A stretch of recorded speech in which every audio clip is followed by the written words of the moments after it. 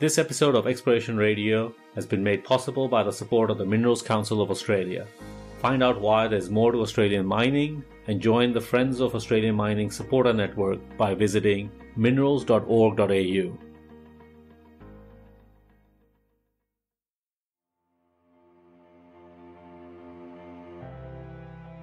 Chuck Fipke is a breed unto himself, an explorer and innovator, a scientist and entrepreneur. Chuck has the tenacity of a bulldog when he believes in something. And this is what basically I think has resulted in Chuck's success over the years. Just about every geologist prospector knows what I'm talking about. It's, you know, the find, hey? You want to discover, and that's what you were trained to do, and that's what you want to do, hey? You don't really do things for the money. You do it, you know, to try and achieve that, find something. Eh? Chuck and his partner in Diamond Minerals, Stu Blusen, discovered that De Beers was exploring at Blackwater Lake. This discovery generated a staking rush in the Northwest Territories that was unprecedented in Canadian mining history. And huge amounts of money were raised and huge amounts of exploration were done as a consequence. And his lab, in my mind, has become one of the best in the world, actually, for this type of thing. The equipment was all designed and built, eh, for concentrating, making concentrates of diamond indicator. And so a lot of equipment you can't find anywhere else. I remember particularly this one time, this elder brought me in this little hut, and he was so proud. He had this, like, this grizzly piece of meat and with a little bone, and he took me and showed me. He thought it was so cool, you know. And I once was with spent 3 weeks with Bushmen in the Kalahari Desert. It was great fun, you know, track animals and see them how they lived in nature. I had this little car, and my mom used to get upset because I'd go down this hill at breakneck speed. I find I just don't have a lot of fear. I don't fear really anything. It's crazy, you know, like I should fear more. He also supports a number of wildlife groups that are trying to preserve different kinds of wildlife around the world. As most people know, he does have a very vibrant group of competitive thoroughbred racehorses. In fact, one of them has won the Queen's Plate, and some others have won some serious stakes races around the world. I started riding horses, you know, when I was in high school. My first horse was really an Arab, and it was just a little yearling, and I broke it myself. I just started really liking horses. And it takes a person that believes in what they're doing, and a person that wants to achieve something, a person that wants to find that pot of gold at the end of the rainbow. And Chuck is certainly that kind of person, there's no question. He's just as keen today as he was in the past.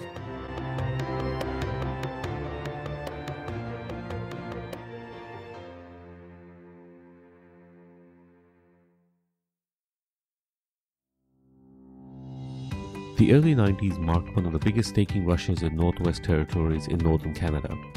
100 years earlier, people had come pouring into the Canadian North looking for gold. This time around, they were looking for something else: diamonds.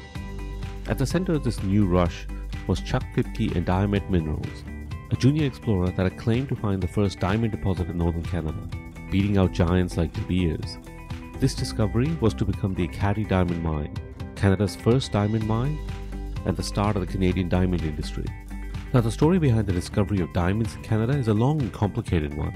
There were a number of people involved and events to cover. Previously, we have had Ira Thomas on our show, who was involved in the second major diamond discovery in Canada. In future episodes, we'll cover other aspects of this story. If you're interested in finding out more, then I would highly recommend reading Kevin Krychek's great book called Barren Lands, which provides a lot of the context behind the events leading up to the Canadian diamond discoveries. And if you wanted to know more about Chuck's personal story, then you should read Vernon Frolick's excellent book, Fire into Ice. On this episode of Exploration Radio, let's find out more about Chuck Fipke and his lifelong desire to be an explorer. Welcome to Exploration Radio, Chuck. Oh, thank you. Yeah, welcome for you guys to come all the way from Perth to Toronto. Yeah, we've been trying to get to PDAC for a while, so this is the first year that we've actually done it. So let's see how it goes. Overwhelming. Yeah, and it's the not too bad weather in Toronto. Usually it's pretty miserable, so this is a good time to be here. So a lot warmer than it was last year. Yeah. Last year was apparently pretty miserable. A lot of people said it was probably one of the worst ones around. Yeah. So what we wanted to talk about today with you is, I guess, a little bit about your career, what you've done. So let's start off with, where does the passion for geology come from? How did you get into geology? Well, I got admitted to science, and my dad said that he had heard that for every geophysicist that graduated, there was 9 job openings. So I thought, wow, I should go in for that. So my first year, I took geology and physics, and turned out that I was doing the best in geology. Mm-hmm. But, I took applied geophysics, and geochemistry and all the related fields too. So did you have a passion for geology? No, I didn't. My little brother collected rocks, but I didn't even collect rocks or nothing. Wow. I went in for the money, right? I was a bit of a capitalist, Yeah. But here, I thought you were going to tell me this romantic story about how you were a kid and you looked at rocks and then... No. Let's say there was a job available and that's why you went in. Yeah, I went in for it for that reason. I did have, a wife and small boy too, and so I had to put myself through university and support a wife and kid too. Mm-hmm. So you just had to do what you had to do. Yeah, that's right. And the thing is, the nice thing about geology is you could work during the summers, and then make enough, to last through the through the winters and stuff. But, obviously in Canada, that's really how you start off. You work field seasons and then you kind of sit around in winter. Yeah. So where did you go to uni? Sorry, to UBC. In Vancouver. Yeah. Yeah. Okay. Yeah. So arguably in your career, you're probably well known for kind of the diamond exploration push to Canada. So how did you get into diamonds? Well, I was trained for everything. I ended up even taking the graduate course called the Theory of Ore Search. And I was an undergraduate, and they let me they let me take it. People were PhDs and masters. Oh, so you're taking a graduate level course? When and because I took all economic geology up to that. Yeah. So I was trained quite good. In fact, Jack Gower was the head of Kennecott Copper for Canada for 25 years. Mm-hmm. So he was a very exploration-oriented guy, very inspiring too. Hey? Yeah. So did you always want to get into exploration? Well, I liked his course. In fact, he said that I got the highest mark, actually. So I was trained for what I do, hey? And so I do, you may not have heard of, but, I do heavy mineral sampling, hey? Mm-hmm. And actually, my heavy mineral sampling started off in New Guinea, actually. Hey? Okay. Yeah. I was working for Kennecott, actually. Yeah. A guy by the name of Dave Jord had me come across to Indonesia, and he had success working for the UN, with heavy minerals. And we did kind of a primitive type way of doing it, but I worked, all through the Vogelkopf and West Irian and did helicopter sampling.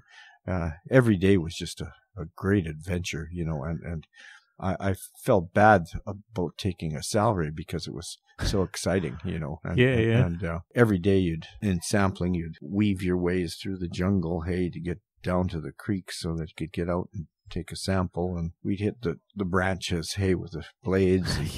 Every day you'd hit it. But, we were in areas, of course, there were, cannibals and that type of thing. And they almost treated you like a god. Hey, you come over with a helmet, and a helicopter, and they just, some of them were completely uncontacted. Yeah. Or it's very rare that they see anyone outside of their tribe. So to them, it's like this, a magical moment, really. Yeah. You're on the other side, petrified. But this is a long time ago now. Hey, it's developed a lot. In fact, I was over in Sorong, within the last year.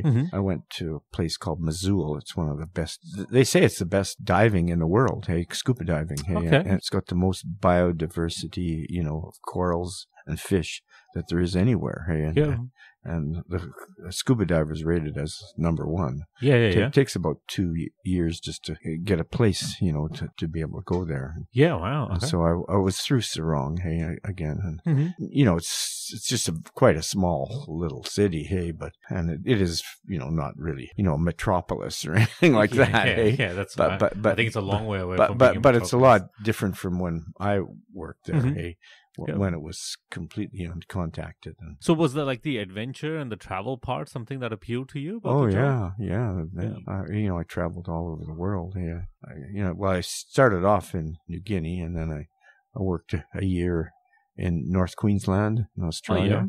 I worked for salmon and exploration. Yeah. Okay. And then I worked a little bit in Canberra, and I went to Perth on the way. And then from there I went to South Africa and worked there a year. Yeah. Okay. And then I came back to Canada for 8 months. I went down to Brazil for 2 years. Yeah, wow. And then since then I've, had more of contract jobs, say, for the UN and places. And I've, just worked all over the world. Yeah, okay. Just a great experience, to go to places you've never been. And so when did you go from working for like companies to kind of working for yourself? Or about 7 years. I was just left Brazil, and along the way I got interested in native cultures. Hey, interested, of course, in New Guinea. Hey, and where you'd meet, like, there was maybe more than 600 tribes. Hey, and there were little ones like cookers, hey, that were little pygmy people. Then there were great tall people, tribes, hey, and they usually fought against themselves, hey. They had the payback system, hey, where they take somebody and eat them, hey, and usually a kid or a woman. And so I did, orientation work on Sinica, massive sulfide, HP, and so this wasn't just for like diamonds, so you were doing it for cross commodity. This was mostly for base metals and gold. Hey, okay. My boss took credit for everything and never even mentioned me. Shows some of the things that happen with companies. Hey, how cutthroaty it can be. So is that part of the reason why you didn't want to be in companies anymore? Well, I mentioned I was interested in native cultures. Well, I wanted to go to this culture, hey, in the Amazon, hey, and I wanted to stay with them and everything. And I didn't want to bring my wife and kid, hey, so I left them in Pucallpa on the Amazon. And then I went up to Satipo, hey, and it turned out that I had to wait there for the mission plane for about 3 days. And they had these books. I read this book on how to be successful. And basically what it said is if you're working for somebody else, hey, you're always limited to the wage, hey, and you don't have time to really make money, hey. You work for yourself, hey. The sky's the limit, hey. I started a heavy mineral consulting thing when I got back to Kelowna. I did, and I only worked for companies for 7 years actually, and I started my backyard, hey, and was it tough getting started at that time? It was, I probably went to 25 companies, and most people didn't even know about heavy minerals. But Earl Dotson, hey, from Chevron, he gave me my first big job, hey. Okay. And then I got a job with Bethlehem Copper too. Yeah. But I went and saw like 25 different companies. Hey. I ended up getting a couple of jobs, and then I got another job with a guy that I had gone to school with, Mike Wolford, hey, who had become in charge of the Nevada office of Superior Oil. Hey, so I got three jobs that got me going, and and that kind of got you started, really. Yeah, and I built, we built the fume hood, hey, which was in the backyard, and when the chemicals froze up, and I had to go in to move the thing to indoors, hey. Okay. Because I was gonna ask, like, what you're talking about is a pretty big setup. So how did you know what to set up, what to do? Yeah, well, I knew what to do, and I set Kaminko up. Actually, I was afraid, hey, that I might get scooped out of my own, my own work, hey. So I got patents for it too. I got in Canada, US, Australia, South Africa, but because I didn't want, like, Cominco to say, well, they had. Yeah, they owned it or something. Yeah, and I hadn't signed anything to say that my rights, and the lawyers said that I was in my right to get the patent, and so I did that. But mind you, Cominco did not do anything to inhibit me at all. Hey, and I've met with some of the tech geologists now, and stuff, and they're great guys, and they do silver, lead, zinc. And when I was in Brazil, I was in charge of looking for lead, zinc in carbonate rocks. Okay. So I did get some experience there. I did like your comment about the fact that whether you work for someone or you work for yourself, because there's this quote which I quite like. It says like entrepreneurs will work 80 hours a week to work for themselves to prevent themselves from working 40 hours a week for someone else. Yeah. Well, the thing is, that's right. And I remember, when I first started, I worked, I had, I think at that time I had 5 kids, hey, oh, wow. and I worked 6.5 days a week, hey, and I'd always I try and get home by 11 p.m., hey, so that I could watch the Canadian news, because the Canadian news would put me to sleep, and I'd be up, and I ran the lab 24 hours a day, 7 days a week. And, wow. And for 3 years, we never took any holidays, no breaks, nothing. Hey, and so. So this is while you were still getting the business up and running? Getting the business going, hey, and stuff. Yeah. Wow. So since you had this heavy mineral lab, I guess now makes a lot more sense why you got into the diamonds game. Yeah. Well, I mentioned that I worked in South Africa. I was able. De Beers gave me a tour, hey, of Finch Diamond Mine, which was at the time the most profitable diamond mine in the world at the time, and I got samples. Hey, so I got samples of these indicator minerals that are used to find diamonds. Hey, because they occur in with the diamonds in much more. They're much more abundant than the diamonds themselves. That's fine. So you don't look for the diamonds, because you'd have looking for diamonds. You'd need like 1,000-kilogram samples, because they're, even in kimberlite pipes, they only occur in 1 part per billion by volume. Hey, in the mines. Hey, so it's rare to ever find one. And when I went underground with a Dutch geologist called Klenian, and he had worked in the open pit and underground at Finch for 6 years and never saw one diamond. Hey, wow. So wow. they're quite rare, and you use the indicator minerals, hey. And this was pioneered, by John Gurney, hey, from the University of Cape Town.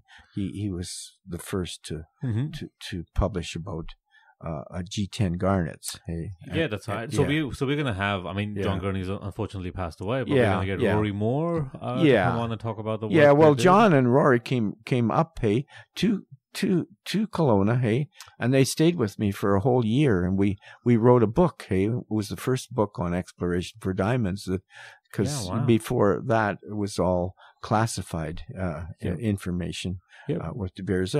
That was quite a long time ago, so it's the science has gotten even much more sophisticated than it is now, than it was then. Yeah. So did you know about like John Gurney and their type of work before you kind of started playing in this area? Yeah, well, I even the Dutch geologist had mentioned him. I remember writing his name in the book, because I asked about indicator minerals, and he said, well, I can't really say too much, but if you go to this guy, hey.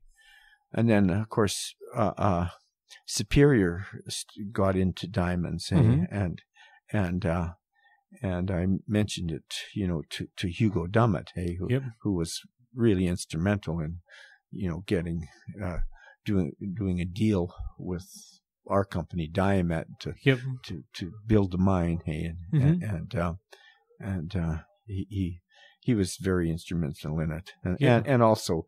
The boss, hey, who's Bob Hickman, hey, he was the mining engineer, and he had put Escondida into production, and he put it into production. He built a whole port and did the whole mine. He did it at $500 million cheaper than the budget and 6 months earlier than the budget Jeez, that never indicated. happens. Yeah, and he was behind a caddy, hey, and Yeah, he yeah. was very instrumental in Yeah. in doing it. So you have a whole team of people. One person plays their part, hey. Yeah, that's fine. But it's a whole team that Yeah. you need. You need a good team Yeah. with whatever you do. Mhm. Hey? Yeah. So can you paint me the picture about how? So here you are running a lab in Kelowna. You're Yeah. working for clients. How do you go from that to like loafing around in northern Canada looking for diamond pipes? Well, it started off. What happened was Howard Keck, hey, who owned Superior Oil, hey, Mhm. he sold out. He sold out, I think, to Exxon. Hey, Mhm. what happened is I was running an exploration program. It started in British Columbia, but it went up to the Northwest Territories too. And so Exploration program for for diamonds Okay. and also base metals and gold too. Okay. Everything. Because Anything you we can can find. we can do everything with one sample. Hey, correct. so you Yep. might it spreds the risk if you have a bunch of commodities. Yeah, hey? yeah, that's fine. Yeah, yeah. Yep. I mean, you're collecting Yeah. the sample anyway, so you Yeah. might as well, right? Yeah. So anyway, what happened is he sold out, hey, and so Superior Oil, you know, Exxon, hey, they weren't interested in looking for minerals, Mm-hmm.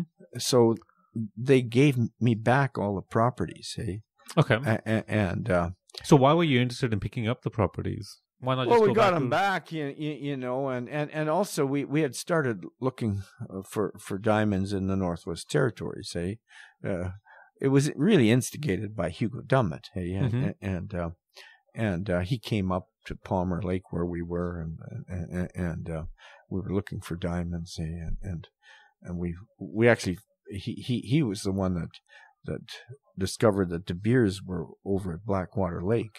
Mhm. And then he asked me to go have a look, and I went and had a look and collected samples at night and stuff, and we got really good results.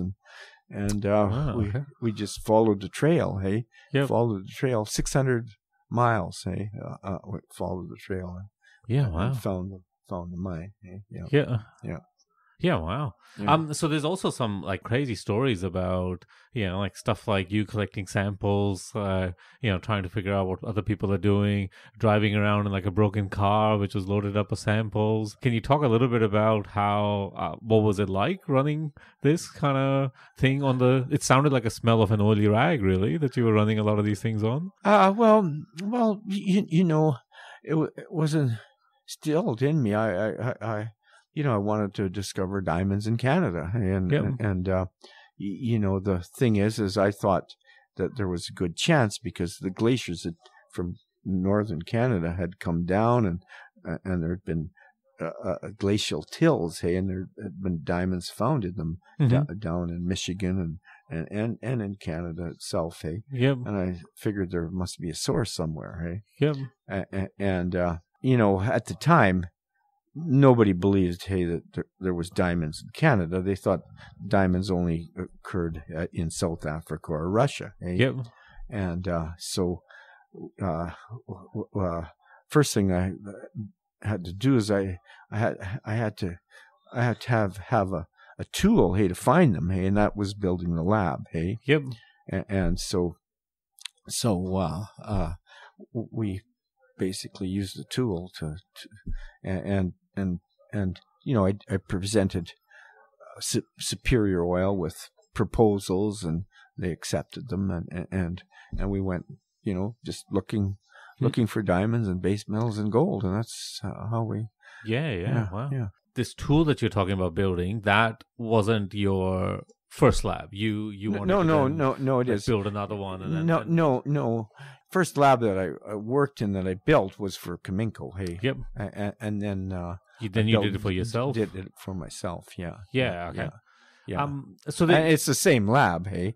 But I started in my backyard, and because it froze up, I moved to a cheap warehouse type situation. And Yeah. now I still rent it there, and I still am there, and it's gotten much bigger. You know, we have two field emission electron microprobes, two scanning electron microscopes. It's very, very sophisticated now, and the technology has it started. You know, we started building the technology with the help of John Gurney and Rory Moore, and it's got to the stage where any indicator mineral, that grows with diamond, I can tell, Yeah, nobody wow. else can do that, because we've written our own programs, and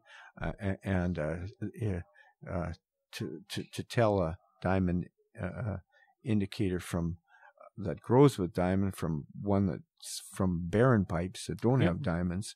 Well, like for chrome dioxides, it takes 10 diagrams. Yeah. For G9s and G11 pyropes, they occur in every barren pipe, and thousands of them all over.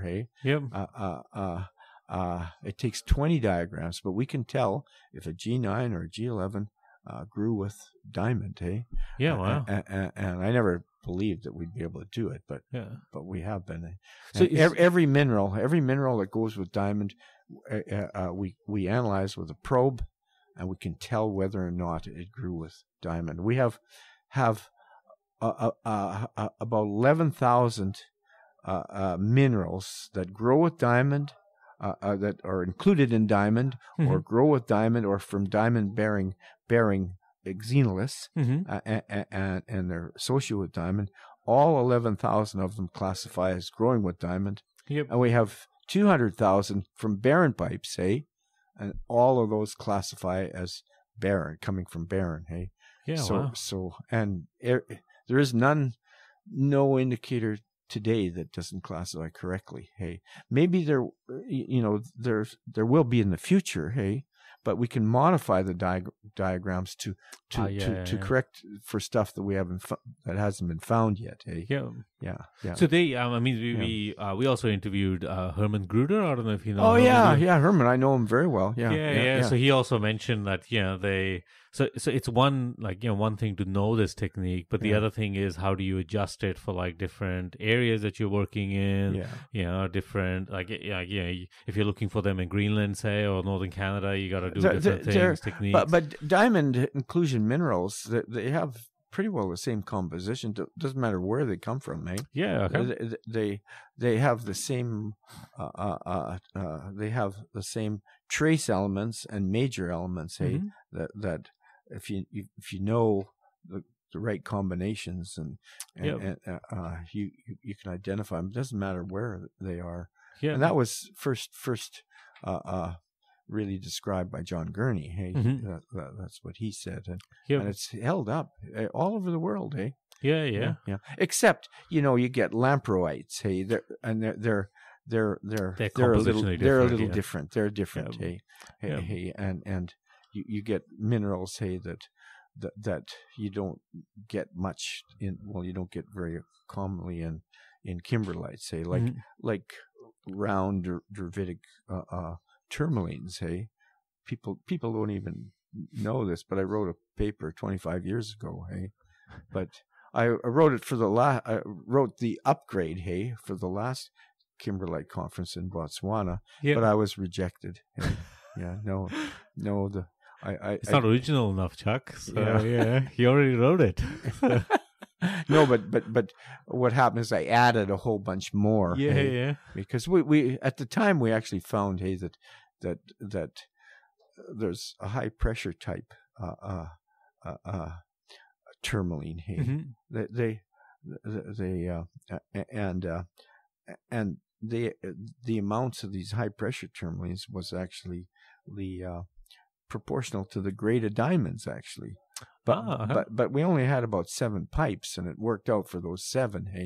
And since then we've got other pipes from India and from Zambia and places, and included those, and it's turned out that there is a correlation. You definitely get where you get more diamonds, you get more of these.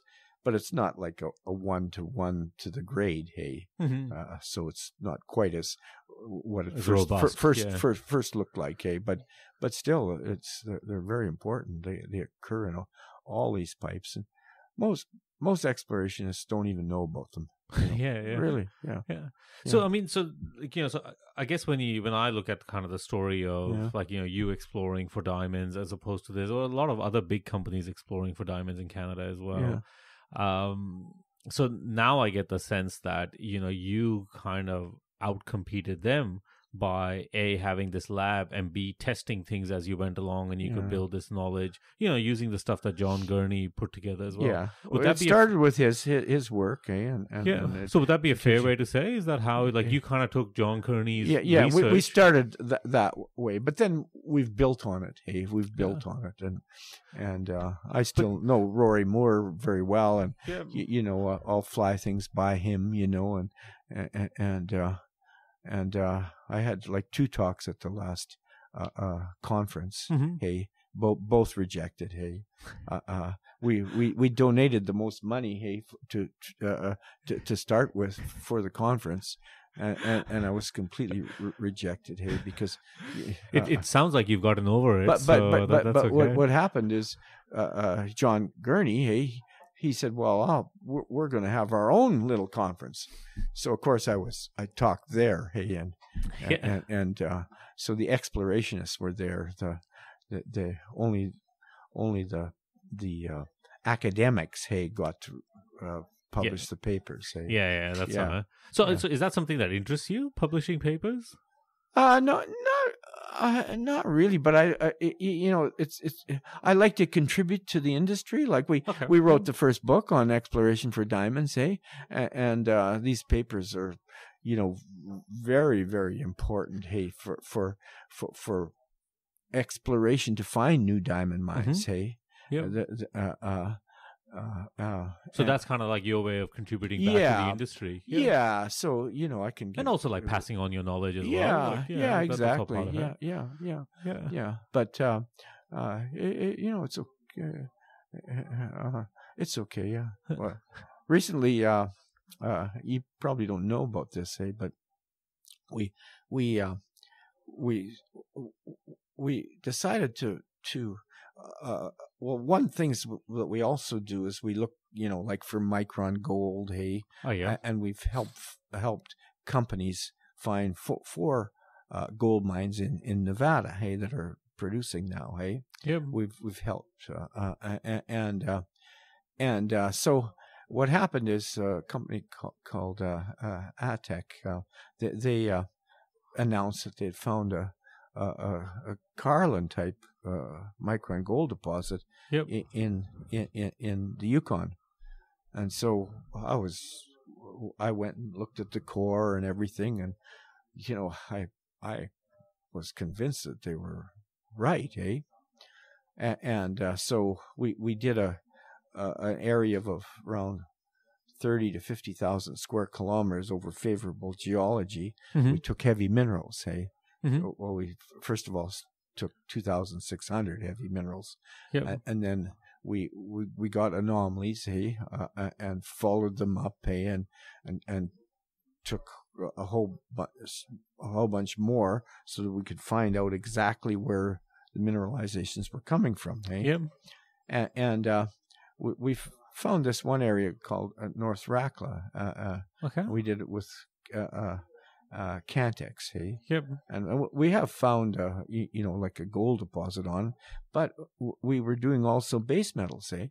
And we found this base metal deposit, and we've done like lots of drilling on it, hey? And we started off, we found a discovery zone, and it actually outcropped, hey? And we trenched it, hey? And then we drilled, and 2 kilometers along the trend, we found what we call the extension zone, and we got the core, hey, has been the highest grade core that's ever been found in North America. It just goes off the scale for silver, lead, zinc, hey, and it's the deposit is very similar to Broken Hill. Broken Hill, Mount Isa, the Sullivan, they're all these type of deposits. Yeah. They're all in the Proterozoic. Hey, they're all in marine clastics. Yep. And they're all high in manganese. Hey. Yep. And we have all those attributes. And recently we've drilled in the center. Hey, and found high grade in between the discovery zone and the extension zone, and the grades are just phenomenal. There's been nothing ever found, hey, like it, hey. Yeah. And so I'm very excited about that, hey, because we think we you're onto something there. Yeah, it looks to me like we're gonna. Yeah. It's covered in a lot of the areas, hey. So the central zone, the center was hard to find, hey. You had to find it by drilling, hey, and it was covered in glacial till and stuff, so you can't see anything, hey. So and geophysics we found hasn't been working, hey. All the different types of geophysics don't work. Yeah, well, so. No, that sounds pretty good. So we're kind of keen on this one, hey, and of course I originally visited Broken Hill with BHP years ago. Yeah, well, and then of course I worked on looking for caddy with them and stuff. Yeah. So one of the things that I've always wanted to ask you is, like, what did you think your competitive advantage was in the diamond exploration game in that era? Like, what set you apart from everyone else? Our lab is pretty thorough. Hey, like we collect, like a 10-12 kilo sample of. We screen it out. Hey, screen out the big particles and take the minus a millimeter or so, minus 0.85 millimeters, and we collect this sample, hey, and then we concentrate, hey, the minerals, hey, by doing washing, wet sieving, two specific gravity separations, and then electromagnetic separations, like were discovered really in working with Kaminko and stuff. So, like, even if there's just 1 or 2 grains in a sample, we can recover it. Yeah. We can recover it, and then we now, hey, we of course have the probe, hey, and we used to have our probe work done in Houston, Texas, with Superior Oil, and then we learned. To do it yourself? Yeah. So the reason why I asked the question is that I always think that, like when you look at the diamond space or any exploration space, you get people like Gurney that kind of do the research, but then there's always someone else that kind of creates the way of how to use that research in an exploration sense. Yeah. And that's kind of what I think you were very successful at. It's like, you took kind of the Gurney research, but then you were the one that create a real world applied way of, taking the sample, finding the indicator minerals out of him, and then using, this academic research to kind of put it on top and then use it for exploration space. Right. Yeah, well, I did that, but I was helped by John himself. He came right to Kelowna. He bought an apartment in Kelowna, and moved up for a while. Hey, but I think it's just like a part of the story that sometimes gets lost. That it always goes that it's you that did the exploration work. Well, you kind of stood on John Gurney's shoulders to some degree to try to build it as well. Yeah. So it's never as I think simple as like one person or just one moment. It's kind of like a thread that people, each person plays a part, and then that's how the story kind of develops. Yeah, that's correct. Yeah. So can you talk about some of the challenges? I guess all exploration geologists dream of starting their own company, exploring, and then trying to find something. Can you talk about some of the challenges you had along the way? Well, when we started off, it was pretty challenging because, I was running the lab, hey, and like I said, I was 24 hours a day, 7 days a week. Sometimes, hey, the night shift, hey, something would break down and I'd have to go out at 2 a.m. and fix it, and so, I had to learn a little bit of mechanical skills, and and the lab is quite impressive now. But what it is you just do one thing at a time, make it just a little bit better at a time, eh? Mm-hmm. But if you do this, for 10 years, every day or every week, or and improve it, when somebody comes, they think, oh my God, look at this, But for you, it's been a slow burn, really. Yeah. It just takes a lot of time, and over time, hey, you can create, some pretty good things, hey. Yeah.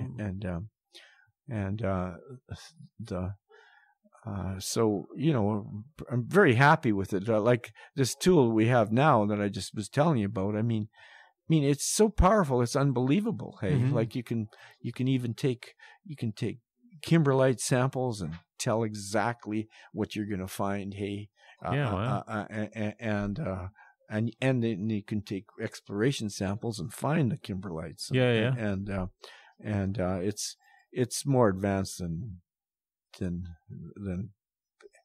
and it's just required a lot of work. And one of the things too is I'm a bit of a computer illiterate, but years ago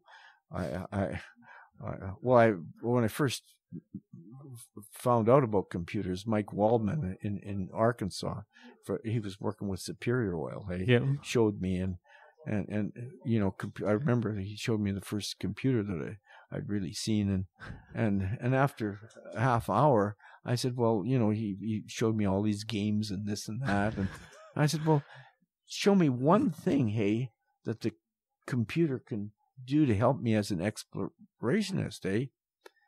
And he couldn't, But now, I have like PhD computer programmers, but Mike Whitehead in particular has been instrumental in writing these programs. And Mm-hmm.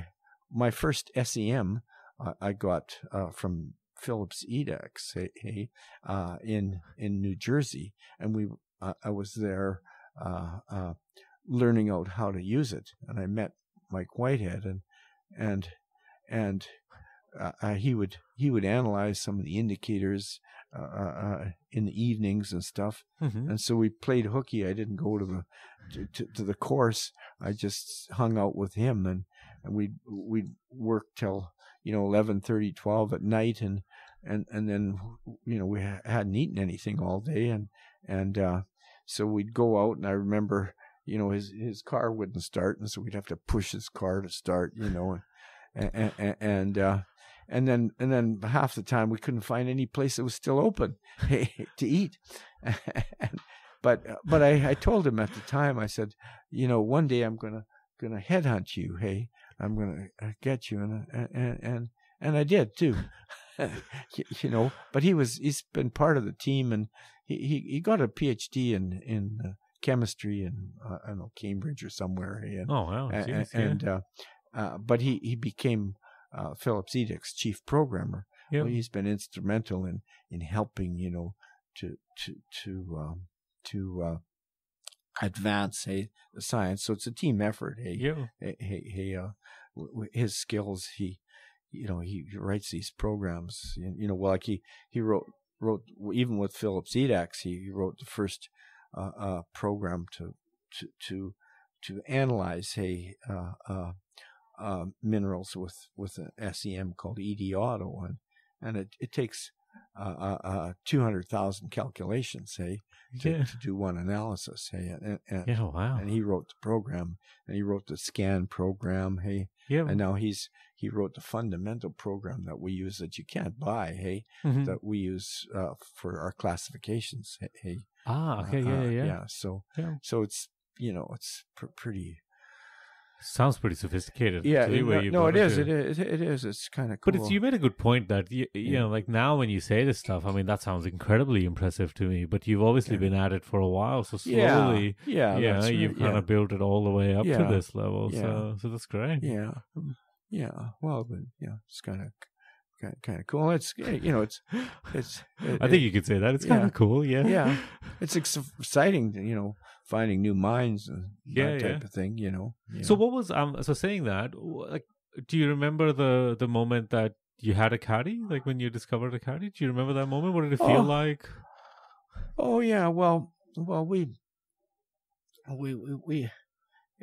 it was sort of funny. We originally found this esker, hey, and the interesting thing is there was a lot of indicators in the esker, hey. And the GSC had actually camped right there, right where we camped, hey. Okay. And they studied the esker, hey, and they hadn't really noted that there were indicator minerals in it, hey.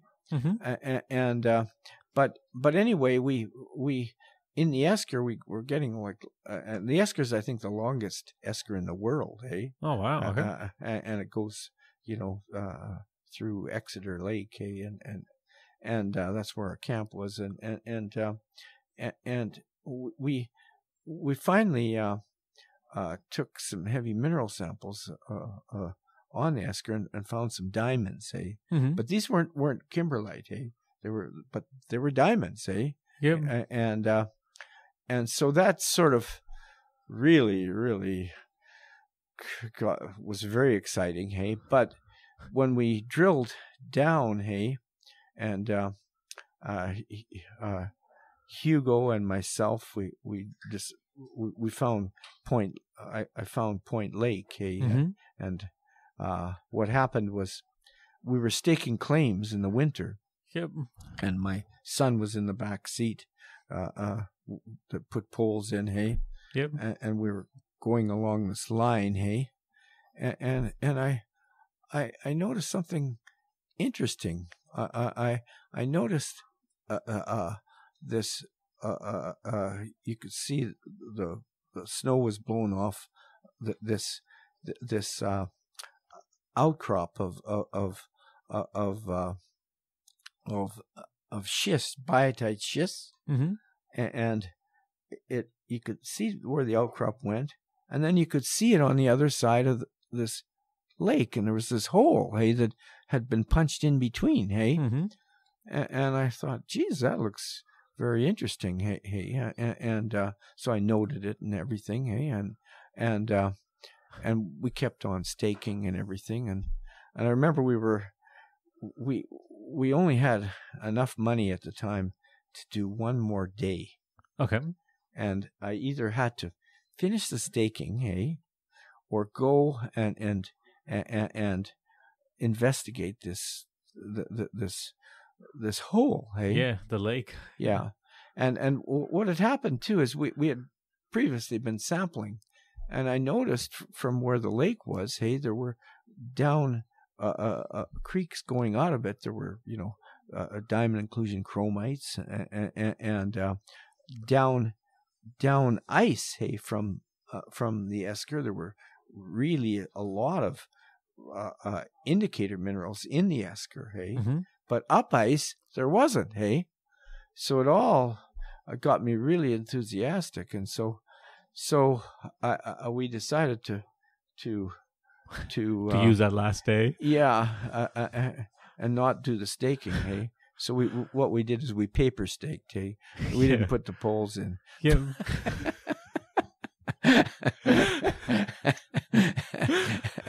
And we went there, and so we dug through the snow, hey, because there was snow in the lake, hey, and there was maybe 5-6 feet of snow, and then we got to the ice, and then we chipped down through the ice, and we had to chip down through like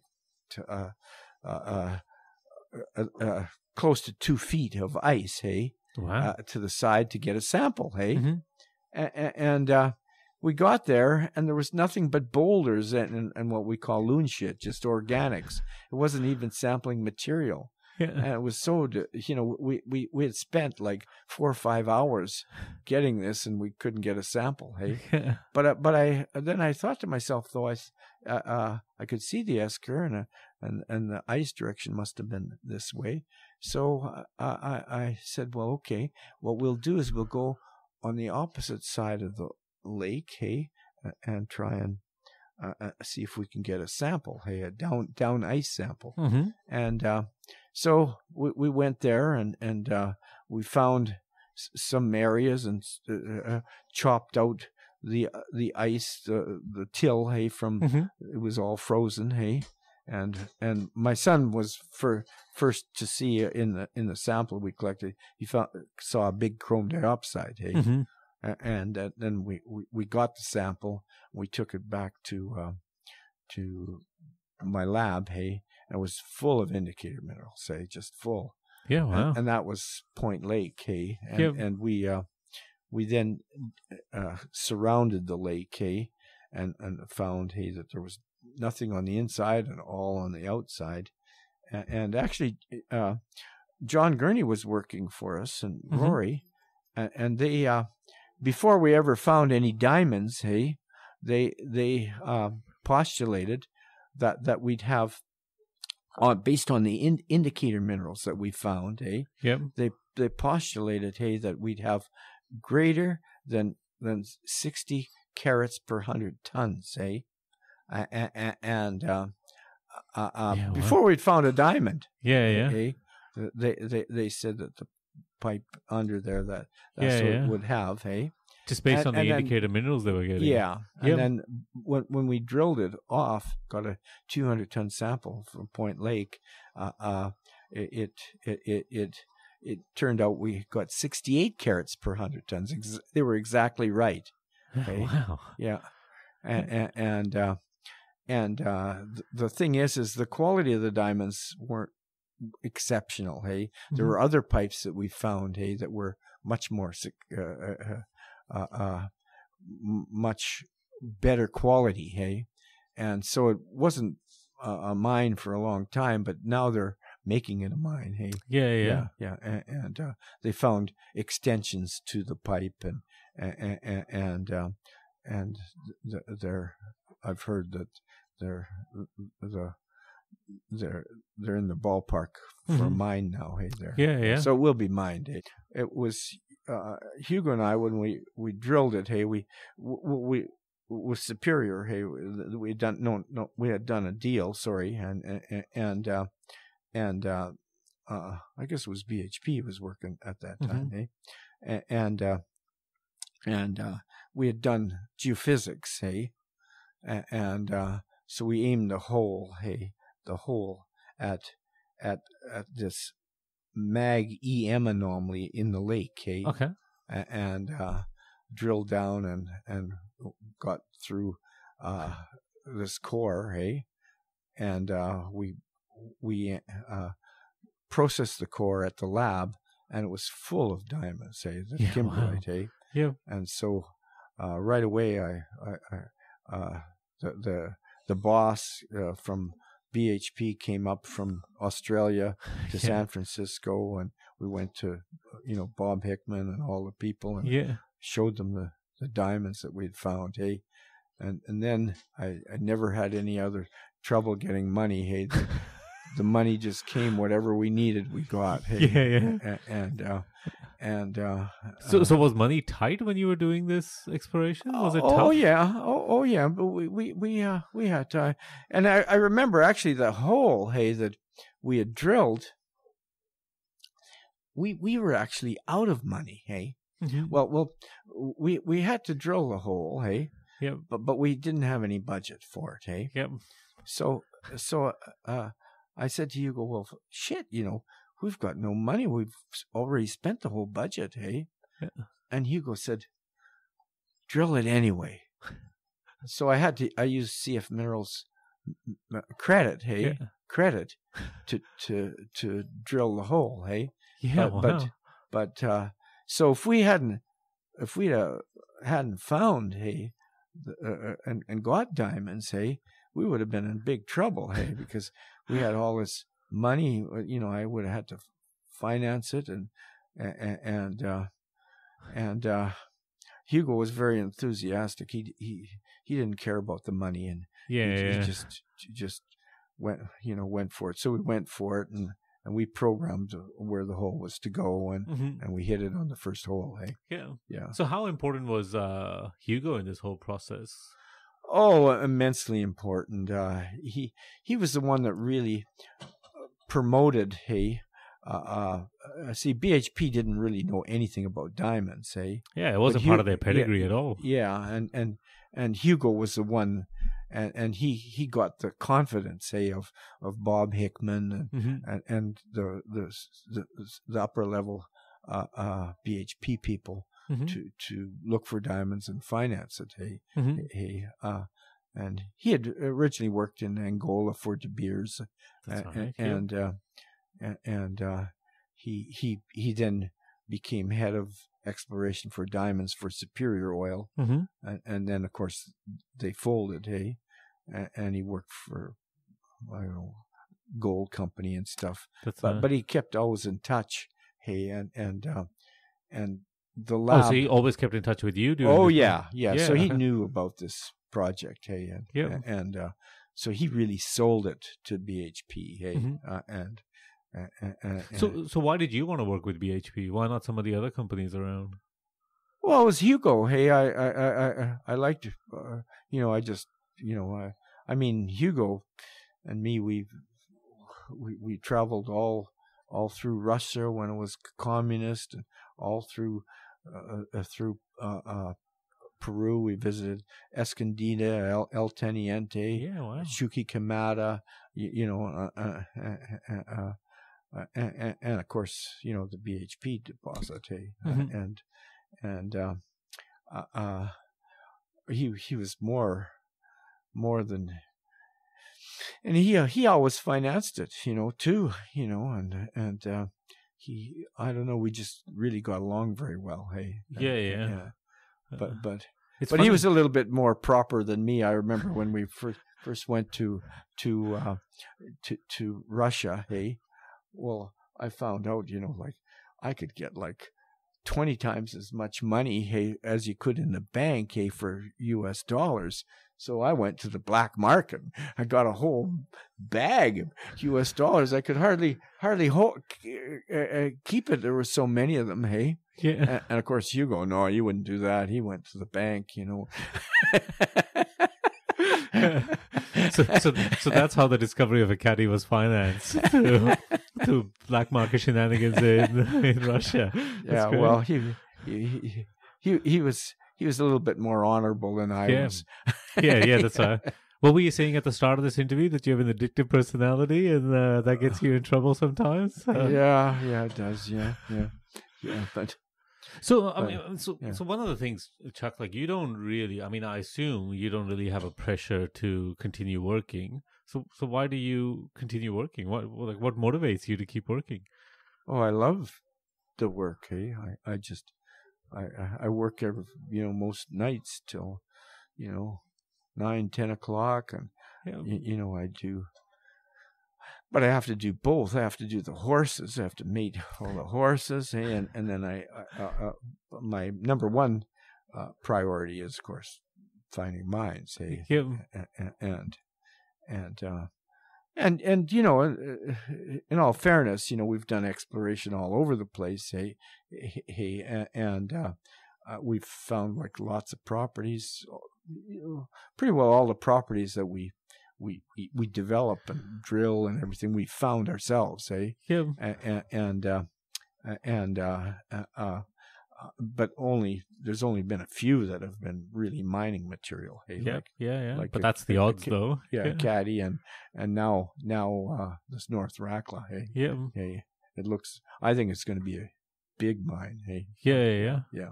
So you, so I assume because you love this work, you're not really interested in retiring or anything like that. No. Would you be too bored if you retired? Probably, yeah. No. I like to scuba dive, and I like to take some holidays sometimes. Hey, but usually it's a week or two at the. Yeah. And then you're itching to get back. And then I'm back at it. Yeah, cool. Yeah. So there's two questions that we always ask our guests. So the first one is, what is something, it could be an idea, a concept, a behavior that you think needs to die in mining, something we need to get rid of out of our industry?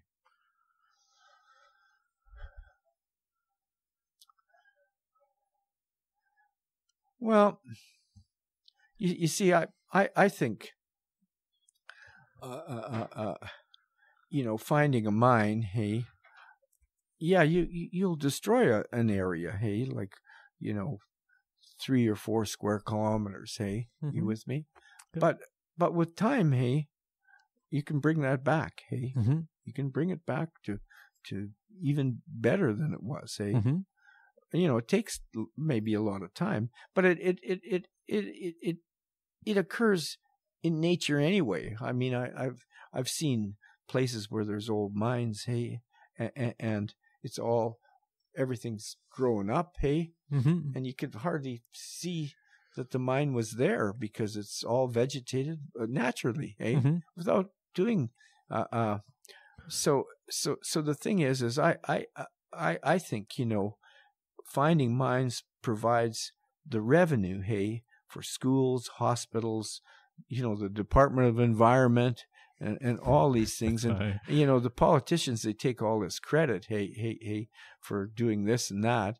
But if they didn't have the mines and the revenue, hey, they wouldn't be very popular, hey? Yeah. You need that revenue. So one last question, yeah. Chuck.